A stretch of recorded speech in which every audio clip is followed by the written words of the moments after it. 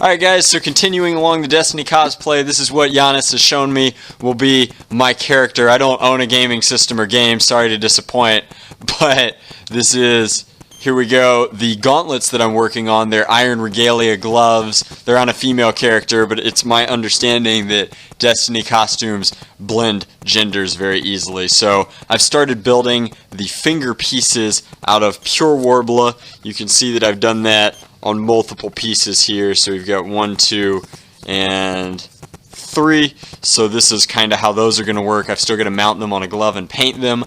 I need to build 3 more pieces, but this was a good point to do the midpoint segment here. Then I'm going to build this and this. I've selected, gosh, game controllers have changed so much in so little time. I've selected this band here, the cryptic and indefinable band, because I feel like it'll be really easy to make out of Warbler and glow sticks. It also gives you a good look here at the armor for my character is just basic European 4-in-1 chainmail, which thanks to Aiden of Meadwolf Hall, I already have Euro 4-in-1 chainmail made out of galvanized steel, or Galvi, so the costume is slowly coming together, and it looks like we might just make our deadline. So, testing what happens when you do random foam cushion from sofa foam on the heat gun, the answer appears to be fire. I do not think that this is an effective way to shape whatever kind of foam this is. In fact, I think that we're going to go ahead and kill this.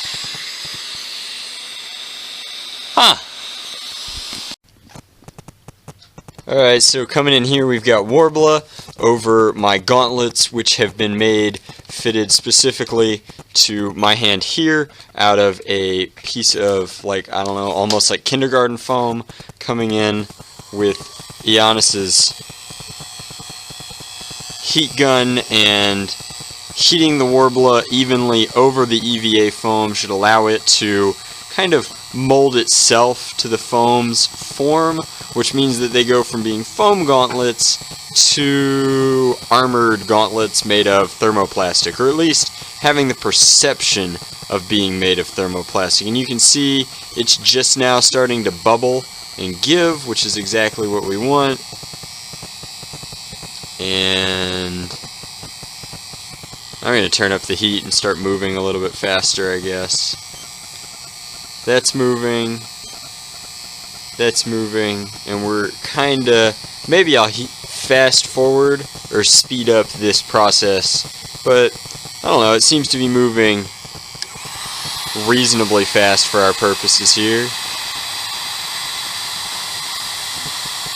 So I'm gonna pull it, keep it from bubbling, make sure we get the back here. I want it to roll over. Same thing over here. Very hot substances here. If you don't know what you're doing, maybe wear gloves, I think would be an excellent safety decision for this sort of work. If you do know what you're doing, still exercise a reasonable amount of caution. You are heating this thermoplastic up with this heat gun to a very, very high temperature, and it's focused heat, so it's much more dangerous than like a hot glue gun, but that seems to be working out reasonably well. I'm going to go ahead and kill this and finish it up off camera, and I'll show you what it looks like when it's done.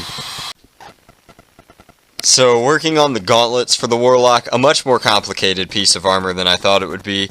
We have in here EVA foam covered in Warbler, and then there are little circles, as you can see over here on the shoulder, or not shoulder, but elbow type piece, and so I'm making those by pressing a Sweetwater 420 bottle cap into the Warbler as it cools. There's probably a better way to do this, but this seemed effective, and they were things that we had lying around in the workshop.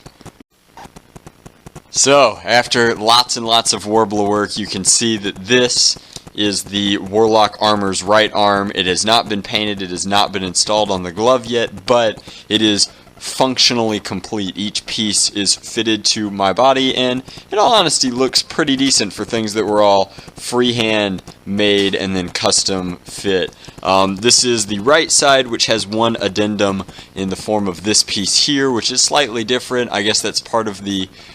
Nope, the cryptic and ineffable is the band on the side. But ultimately, I think that the pieces look very, very good, and once they're painted and primed and detailed, should look much, much better. They also need to be attached to a glove, but I just wanted to show kind of this part of the process. I'm actually doing exactly what the Guardian character is, but some of the pieces slide off. These are actually all reasonably well locked on just via friction fit, which is kind of cool. So coming in here, working on my Warlock armor, still need to actually play Destiny so I understand the Warlock character more, but I've come in and made some Warbler pauldrons. The character has these pauldrons with the Tree of Life kind of thingy going on, and so the pauldrons fit my arms very well, and then I'm making this secondary piece, which right now I feel like is going to fit like this. I might add a little bit more curvature into this part, but I'm actually really happy with how that looks in relation to this. I'll fan it out just a little bit after the Warbler is on top of it and set. I'm definitely going to come in and curve this out a little bit more now that I'm seeing it again, but I really like showing the prototyping process and also proving that cosplay is an imperfect science. I'm freehanding this. It's pseudo freehand in that I draw a midpoint segment, give it a kite, and then I start connecting those with straight lines, turn the straight lines into parabolics, and then after we get the parabolics we just adjust them at different points, drawing rectangles. So it's not a template, but it's not completely freehand, but it's somewhere in between, and I think that that's kind of how it should be. So Warlocks in the game shoot fireballs or magical orbs or whatever they are, and I decided that I would incorporate that into my costume. So these gloves have been dyed. They were originally costume gloves for like a ballroom gown, and therefore are long enough, you can see that here, to do everything that I need to attach the gauntlet armor to. But then I came in and cut up some Vortex Firefly Tech magazines, which have these tiny LED panels with 2 ultra brights each, and so I'm going to wire those through and see if I can't get light to emit from the gloves themselves. This 8 micro LEDs all wired up. Now we've just got to get them wired up in parallel and supply a battery source, which I think I'm going to have come out here and then hide in the armor itself. I always test my circuits as I'm working on them, so this is an ultra fire battery providing roughly 3 volts to all of the LEDs in parallel now, and so when I connect that circuit we get some bright blinky lights, which is exactly what we wanted. They're all roughly the right length for what I need them to be and bundled to a single line so that it should be very easy to insulate them once I solder the circuit solid.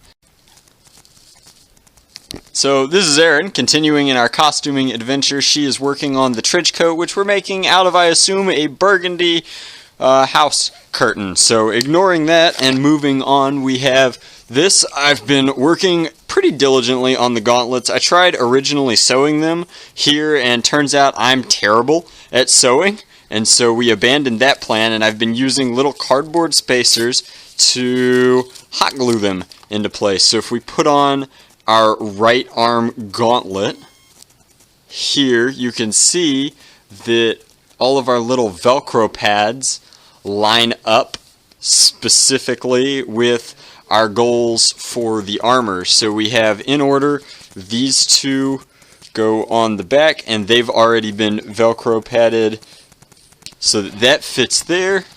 Then we have the wrist piece, which slips on like so. And then somewhere over here, this is the referent piece that fits on as the wrist plate. And I'll probably add one more attachment point here so that it flops around less, and then deal with that in a moment. But that lines up, and so now all of the armor is attached to the gauntlet itself, and I think looks pretty good. Still need to do white dots here, but getting much, much closer. And even though they don't match exactly, it's about as good as it's going to get.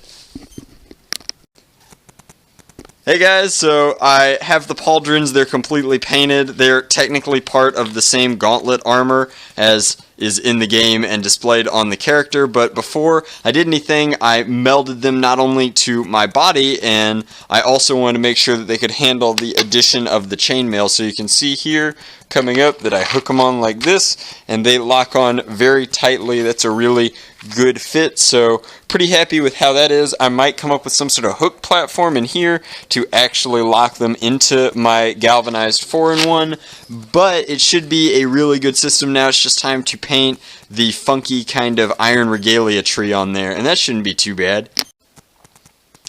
Alright guys, so after much crummy hand painting, you can tell that Drac uses predominantly spray painting techniques for a reason. We have gotten there. These are our iron regalia. Pauldrons and the elbow pieces have their little white dots in there, and I think we're playing Destiny over here, which is kind of cool. But all in all, I think that this is about as good as it's going to get, given my inherent artistic talents, which are zilch or so. So these are the pieces of armor. Now it's all in Erin's hands. She's going to finish up the trench coat, and the costume should be done. I'll show you what it looks like when it's all said and done.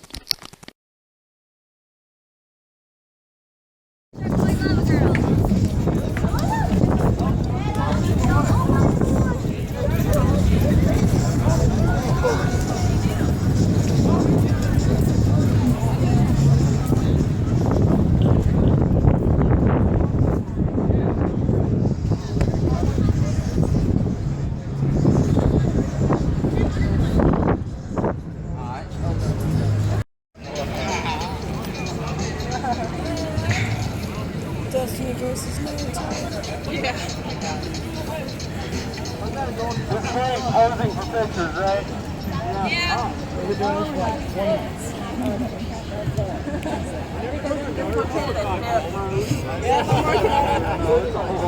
I like your dress. Thank you.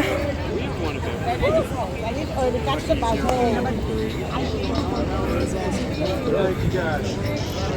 Yeah. That made my day.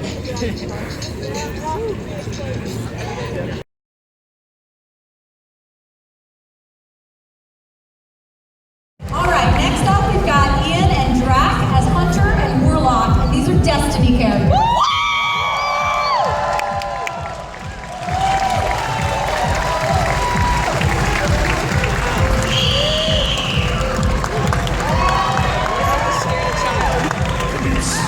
Scared of poor young lady.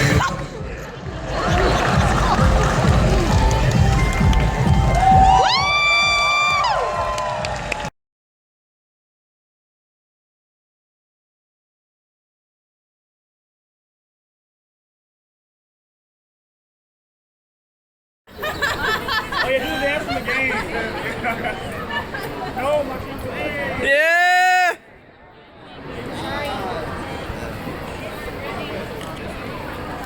Yo, this is like the best cosplay. Thank you guys.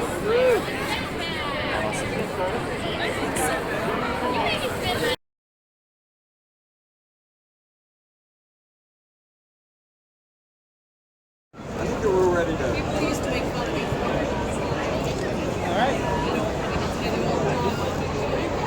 There's a Warlock. Let's head back. The room? Yeah. We're going to be down here again in an hour. Oh, we look beautiful.